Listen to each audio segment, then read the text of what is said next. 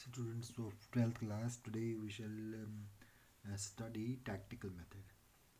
Tactical method से हम किस तरह से किसी भी एथलीट की या किसी भी टीम की जो एफिशिएंसी है वो कैसे बढ़ा सकते हैं। जैसे आपने भी सुना होगा ना, बोलते हैं कि अगर कोई काम आपने करना होगा तो आपसे नहीं हो पा रहा है, तो कोई आपको दोस्त या कोई लोग या कोई पिताजी माताजी बोलते हैं ज़रा आप इसकी टैक्टिक्स बदलो ना, इसका तरीका बदलो, इसकी टैक्टिक्स बदलो, फिर देखो कैसे काम निकलता है। तो that is called as a tactical method. Tactics means to make more offensive or defensive moves, but in sports we say more offensive. या तो सपोज ऑफेंसिव बनता है या डिफेंसिव बनता है, ठीक है। या तो आपने आगे की तरफ बढ़ना है ऑफेंसिव हिसाब में, झगड़ालू तरीके से करना है, झगड़ा करना है, या जैसे झगड़ा तो होता नहीं गेम में वैसे, लेकिन थोड़ा ऑफेंसिव बनता है, या थोड़ा डिफेंसिव, थोड़ा पीछे हटना, डिफेंस दिखाना। Tactical training is also necessary for achieving best result. Tactical training जो होता है इससे बेस्ट रिजल्ट्स निकल सकते हैं, लेकिन ये टैक्टिक जो है इंडिविजुअल स्पोर्ट्स में ये कम ही काम आता है।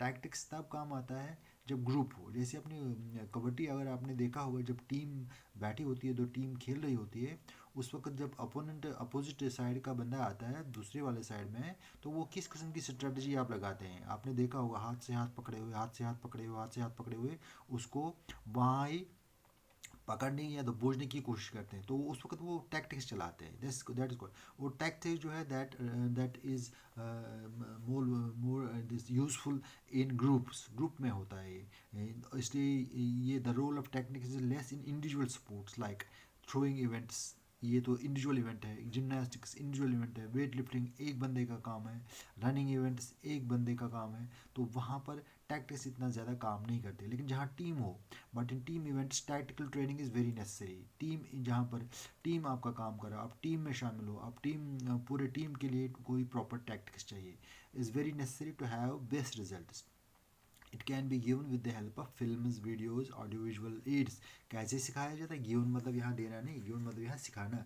इसको कैसे कंडीशन किया जाएगा, इसको कैसे सिखाया जाए। It can be how a person और ए प्लेयर और a sports person can learn all these things. He can be taught these things through films or through videos, through audiovisual aids and actual situations before competition and during the competition. Competition के बीच में भी या उससे पहले उसको पूरी तरह से इन चीज़ों के बारे में, टैक्टिक्स के बारे में सिखाया जाता है।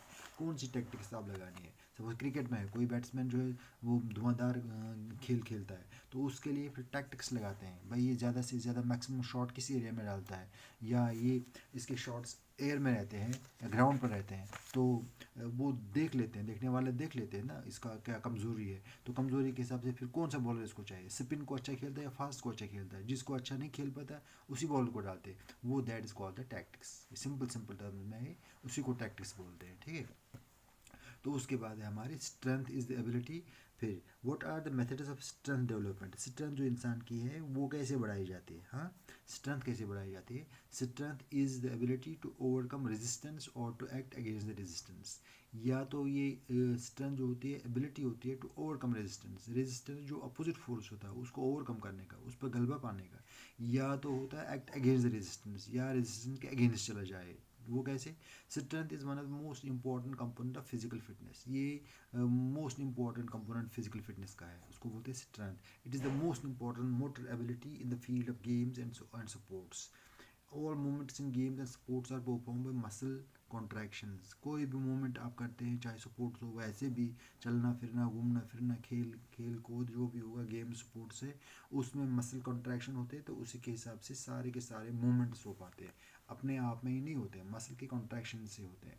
तो फिर strength can be developed by various methods. इसको डेवलप किया जाता है बड़े सारे तरीक़ों से। Some of the important methods for development strength are as follows. Isometric एक का नाम है एक्सोमेट्रिक एक्सरसाइजेज, दूसरा का है आइसोटोनिक एक्सरसाइजेज, तीसरा का है आइसोटोनिक एक्सरसाइजेज, ठीक है। Concentric exercise and eccentric exercises भी है। अब देखो इसके जो है दो दो पार्ट्स हैं। आइसोटोमिक एक्सरसाइज जो है, आइसोटोमिक एक्सरसाइज में दो, concentric exercise and eccentric exercise. Isometric exercise पहला वाला, एक्सोमेट्रिक, these were first developed by Hettinger and Muller. ये पहले पहले जर्मनी के किसी ने निकाले थे, जिनका नाम था Hettinger and Muller of Germany in 1953 में ये निकाले थे। देखो, these were first concentric exercises and eccentric exercises. Isometric these were first developed by Hettinger and Muller of Germany के हिटिंगर और मुलर ने ये निकाली थी 1953 में। तो उसके बाद क्या हुआ उसका दे claimed with the help of isometric exercise, उनका बोलना था, दे क्लेम्ड मतलब उनका बोलना था, कहना था, क्या कहना था, दे claimed that they will with the help of isometric exercises maximum strength can be achieve, strength जो है मैक्सिमम अचीव की जा सकती है। Muscles can product maximum strength by training, muscles जो है वो मैक्सिमम स्ट्रेंथ बनाती है। जैसे आजकल के लड़के जो आपने देखा जिम में चले जाते हैं तो मसल्स बनाते लेते हैं, क्यों, प्रॉपर किस्म का टाइप का exercise they do it daily and you see the biceps and triceps, देखो उनके हम लोगों से तो बहुत अच्छे होते हैं। By training the muscles against a fixed resistance. The word isometric is derived from the Latin two words. ये आइसोमेट्रिक कहाँ से निकला है, two words, iso and metric. Iso means same, और constant and metric means length, जैसे हम meter बोलते हैं तो metric means length, iso means same. Isometric means same length of muscles, isometric का मीनिंग क्या है, सेम लेंथ ऑफ मसल्स जो हो बढ़ते नहीं है। फिर क्या होता है, in these muscles length of muscles remain same. जो इस किस्म की एक्सरसाइज करते हो आप, उसमें मसल्स क्या करते हैं, उसमें लेंथ ऑफ मसल्स हेयर, यहाँ इन दीज के बदले आप लिखो here muscles length of muscles नहीं, length of muscles remain same. These exercise are done but they are not observed, वो किए तो जाते हैं एक्सरसाइज लेकिन ऑब्जर्व नहीं किए जाते, दिखे नहीं जाते। There is no direct movement in these exercise, इन एक्सरसाइज में कोई डायरेक्ट मूवमेंट नहीं होता है। Hands can't be visible to a third person, और कोई तीसरा बंदा जब वहाँ बैठा होगा उसको दिखाई भी नहीं देगा। Lot of pressure is experienced by the sportsman during these exercise, तो लॉट ऑफ प्रेशर जो होता है वो स्पोर्ट्स पर्सन जो होते हैं वो बर्दाश्त कर लेते हैं या उनका एक्सपीरियंस करते हैं, उसका ऑब्जर्वेशन करते हैं कि प्रेशर बहुत। मसल्स बिकम हार्ड, इससे क्या होता है, मसल्स बिकम हार्ड, सख्त बनते हैं। During these exercises temperature of the body rises, और टेम्परेचर जो होता है बॉडी का वो भी राइज होता है, वो भी बढ़ जाता है। उसके बाद फिर होता है शेप ऑफ मसल्स चेंज, वो तो कुदरती बात है, शेप तो हो ही जाएगी, जब एक्सरसाइज करोगे तो शेप तो चेंज हो ही जाएगी। By doing these exercise daily, these exercise are done by the injured players to get rehabilitation. ये एक्सरसाइज किससे की जाती है, जो इंजर्ड खिलाड़ी होते हैं, ताकि वो फिर अपने रिदम में आ जाए, ठीक है, अपने मूड में आ जाए, अपने खेल में आ जाए। क्यों, कभी इंजरी होती है, कभी टांग टूटती है, कभी टांग लगती है, कोई इंजरी होता है, जख्मी होता है इंसान ग्राउंड पर, तो उसके बाद ये एक्सरसाइज करके वो वापस अपने रीगेन हिज पोजीशन बैक, वो फिर अपनी पोजीशन वापस मतलब लाता है या अपनी पोजीशन को वो फिर हासिल करता है।